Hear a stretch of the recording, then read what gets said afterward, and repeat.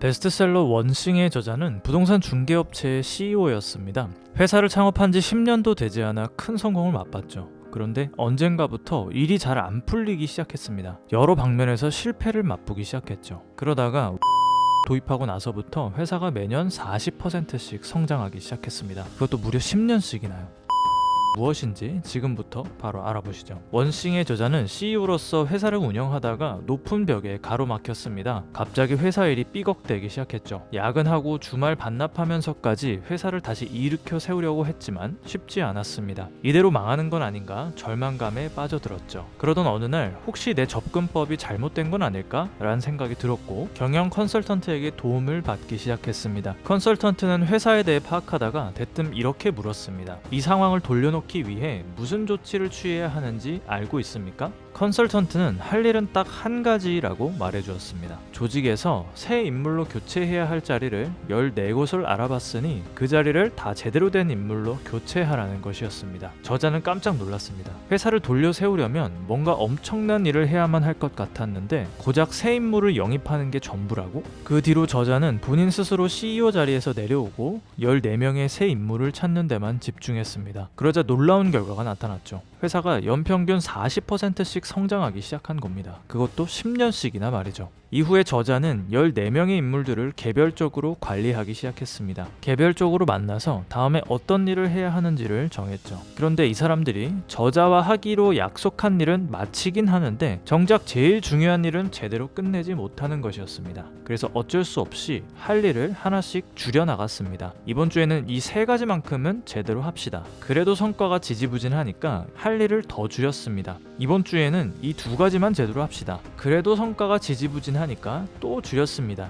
이번 주에는 한 가지만 제대로 합시다 까지 오게 된 거죠. 그런데 한 가지 일에만 집중을 하자 엄청난 일이 벌어지기 시작했습니다. 사람들의 실적이 수직 상승하기 시작한 겁니다. 이런 과정들을 겪으면서 저자는 한 가지 일에 집중하는 것이 성공으로 가는 지름길이라는 걸 알아냈습니다. 그리고 그걸 원싱이라고 이름 붙였죠. 그럼 이 원싱에 집중한다는 건 무슨 뜻인지 자세히 알아보기 전에 먼저 알아볼 것이 있습니다. 원싱을 제대로 받아들이는데 방해가 되는 장애물이 있는데요. 일단은 이 장애물부터 없애는 것이 중요합니다.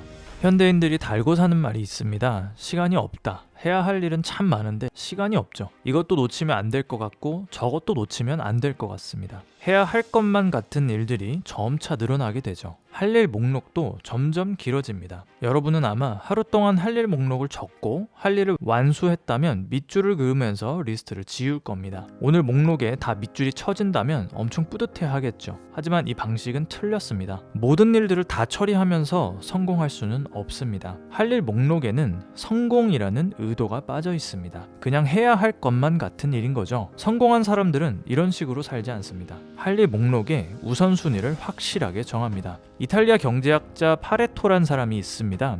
이 사람이 연구를 하다 보니까 돈이 소수의 사람들에게 몰려 있다는 걸 발견했습니다. 20%의 사람들이 전 세계 돈의 80%를 가지고 있었죠. 품질 관리 분야에서 저명한 조지프 주란이란 사람도 비슷한 현상을 목격했습니다. 소수 몇몇의 문제가 결함의 대부분을 만들어내고 있었던 것이죠. 이후 주란은 소수의 요인이 대부분의 결과를 만들어낸다는 파레토 법칙을 기업 경영에 적용하기 시작했습니다. 성공한 사람들 이야기를 하다가 왜 파레토 법칙으로 빠졌을까요? 아마 다 짐작하셨겠죠. 성공한 사람들은 자신의 인생 전체에 파레토 법칙을 적용하기 때문입니다. 단순히 할 일 목록을 작성하는 게 아니라 거기에 우선순위를 확실하게 정합니다. 내가 할 일 중 대부분의 성과를 만들어내는 건 뭐지? 이 중에서 가장 중요한 일은 뭐지? 이런 식으로 계획하는 단계를 거쳐서 가장 중요한 일을 우선적으로 처리합니다. 저자는 여기서 한 걸음 더 나아가길 제안합니다. 파레토 법칙을 극한으로 적용하는 거죠. 예를 들어보겠습니다. 아침에 회사에 출근을 했습니다. 책상에 앉아서 잠깐 생각하는 거죠. 오늘 할 일이 뭐지? 종이에 할 일 10가지를 적었습니다. 그리고는 파레토 법칙을 적용해보는 거죠. 가장 중요한 일 20%는 뭐지? 그러면 가장 중요한 일 2가지가 남겠죠. 여기에 파레토 법칙을 또 적용을 하는 겁니다.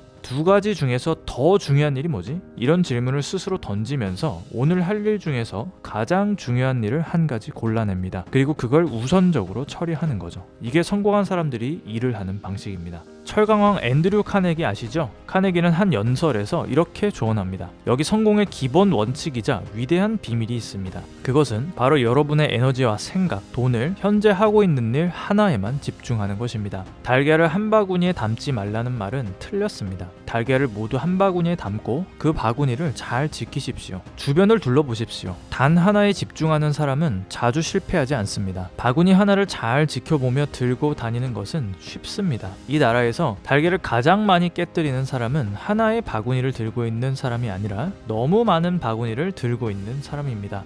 자, 그러면 어떤 바구니를 골라야 할까요? 초점 탐색 질문이라는 걸 이용해서 고를 수 있습니다. 초점 탐색 질문은 간단합니다. 내가 할 수 있는 일 중에서 다른 일들을 쉽게 또는 불필요하게 만드는 일은 뭐지? 라고 질문하면 됩니다. 저를 예로 들어보죠. 제가 크리에이터로서 하는 일은 크게 4가지입니다. 책을 읽는다, 원고를 작성한다, 촬영한다, 편집한다. 이 중 다른 일들을 쉽게 만드는 일은 뭘까? 가장 중요한 일은 뭘까? 생각해 보는 거죠. 저에게는 원고 작성이 가장 중요합니다. 원고 작성이 잘못되면 촬영도 어긋나고 이후 편집에도 시간이 많이 걸리게 되거든요. 그러면 나의 원칙은 원고 작성이구나 생각하고 여기에 노력과 시간을 집중 투자하는 겁니다. 이렇게 일의 우선순위를 두면 내게 중요한 일을 찾을 수 있습니다. 거기에 하루하루를 열심히 살게 되죠. 이미 이렇게 살고 있는 분들도 계실 겁니다. 하지만 내가 원하는 최종 목표에까지 도달한 분들은 잘 없겠죠. 다 이유가 있습니다. 저자는 우선순위에 목적의식을 더해야 한다고 말하는데요. 최종 목표와 오늘 할 일까지를 연결짓는 작업을 해야 합니다. 이런 질문은 많이 사용해 보셨을 겁니다. 최종 목표를 위해서 내가 지금 할 수 있는 일은 무엇인가? 하지만 아마 큰 효과는 없었을 겁니다. 그 이유는 최종 목표와 지금 내가 할 수 있는 일이 너무 동떨어져 있기 때문입니다. 시간 간격이 너무 크죠. 이렇게 해서는 안 됩니다. 최종 목표와 오늘까지의 일을 모두 연결해야 합니다. 한 실험을 소개해 드리겠습니다. 학생 262명을 대상으로 A, B 그룹으로 나눴습니다.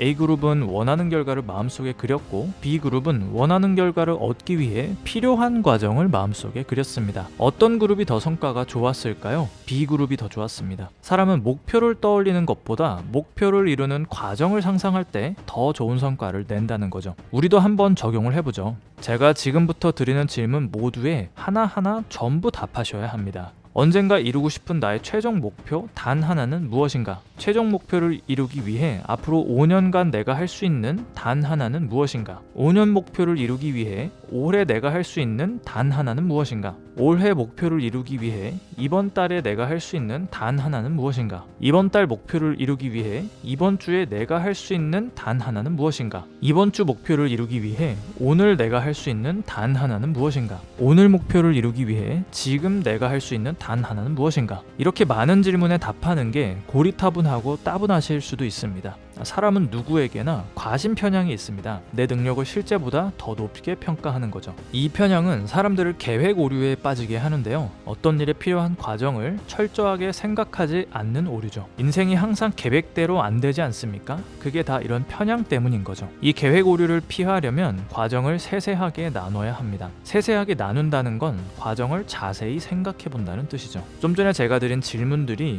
여러분의 목표로 가는 과정을 자세하게 상상할 수 있게 만들어줍니다. 질문에 성실하게 답하셨다면 최소한 결과만 상상하는 사람들보다는 앞서가게 되실 겁니다. 1983년 론 화이트는 미국 물리학 저널에 도미노 이야기를 실었습니다. 도미노는 자기보다 훨씬 더 큰 도미노도 쓰러뜨릴 수 있다는 내용인데요. 한 개의 도미노는 자신보다 1.5배 더 큰 도미노를 넘길 수 있는 힘이 있다고 합니다. 이 말은 5cm짜리, 다시 말해 여러분 손가락 한 개 크기만한 도미노가 10번째면 사람 키만큼 커진다는 뜻이고 18번째면 피사의 사탑보다 커진다는 뜻이고요. 23번째면 에펠탑보다 커지고 31번째면 에베레스트 산보다 더 커진다는 뜻입니다. 51번째면 지구에서 달까지 높이보다 더 커진다는 뜻이죠. 성공으로 가는 길은 도미노를 쌓는 과정입니다. 우선순위에 따라 가장 중요한 원싱을 찾고 도미노 하나를 놓는 거죠. 이번 달에 원싱을 찾아서 해결하고 또 도미노를 하나 놓는 겁니다. 하나하나씩 쌓다 보면 손가락 한 개 길이의 도미노가 지구와 달의 거리만큼 큰 도미노를 넘길 수 있게 되는 거죠.